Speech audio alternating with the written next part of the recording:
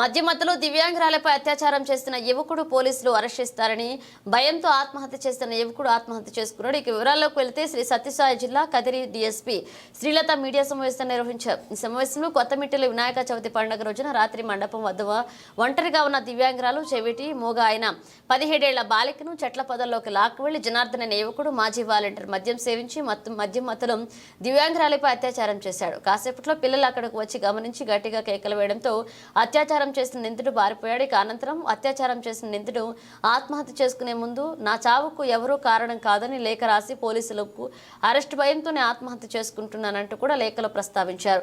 DSP Srilatha media ద్వారా తన ప్రతి తల్లి తండ్రులకు తగు సూచనలు జారీ చేశారు. ఈ సమావేశంలో సిఐఎస్ఐ పోలీసు సిబ్బంది పాల్గొన్నారు.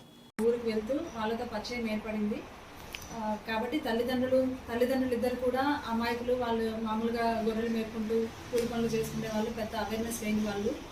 ఎన్ని ప్రోగ్రామ్స్ కండక్ట్ చేస్తున్నప్పటికీ ఇటువంటి ఇన్సిడెంట్స్ తరచూ అక్కడక్కడ రిపోర్ట్ అవ్వడం చాలా బాధాకరం. దయచేసి అందరినీ కూడా విజ్ఞప్తి చేస్తున్నాము, ఇలాంటి చర్యలు మరి కూడా రిపీట్ అవ్వకూడదు.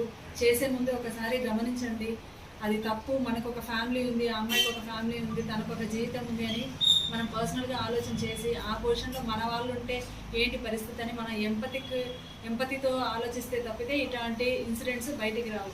శిక్షలు, కేసులు ఇవన్నీ తర్వాత వస్తాయి, కానీ prevention is very important. Prevention జరగాలంటే స్వతహాగా ప్రతి ఒక్కరూ ఇది రియలైజ్ అవ్వాలి. ఉమెన్ సేఫ్టీ అనేది చాలా ఇంపార్టెంట్. గవర్నమెంట్ ఎన్ని స్కీమ్స్ తీసుకొచ్చినప్పటికీ, పోలీస్ సైడ్ నుండి మేము ఎన్ని అవేర్నెస్ మీటింగ్స్ చేపడుతున్నప్పటికీ ఇటువంటి ఇన్సిడెంట్స్ అక్కడక్కడ రిపోర్ట్ అవుతున్నాయి.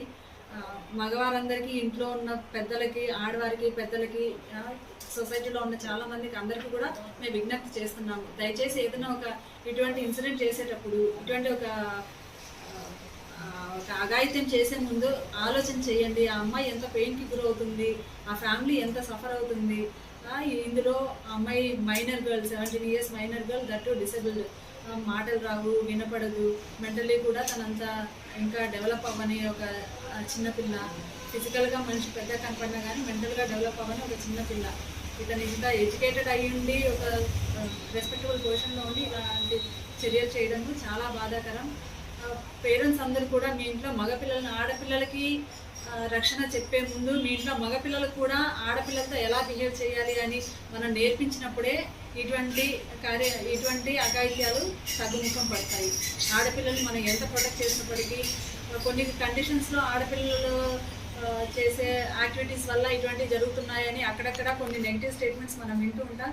కానీ ఈ పర్టికులర్ కేసు చుట్టుపక్కల మనం జరుగుతున్న చాలా ఇన్సిడెంట్స్ అన్నీ కూడా గమనిస్తే ఈ పర్టికులర్ కేసులో అమ్మాయి చాలా ఇన్నసెంట్ అమ్మాయి, ఇంకా డెవలప్ అవ్వని అమ్మాయి. అలాంటి పిల్లల పైన జరుగుతున్నాయి అంటే అది కంప్లీట్గా మెన్కి సెన్సిటైజేషన్ అనేది చాలా ఇంపార్టెంట్. దయచేసి ప్రతి తండ్రి మీ ఇంట్లో ఉన్న మగపిల్లలకి ఒక సర్టైన్ ఏజ్ వచ్చినప్పటి నుండి ఆడపిల్లలతో ఎలా బిహేవ్ చేయాలి, వాళ్ళని ఎలా జాగ్రత్తగా చూసుకోవాలి అని బాధ్యతలు నేర్పించండి. అప్పుడే మనం వీటిని కంట్రోల్ చేయగలం.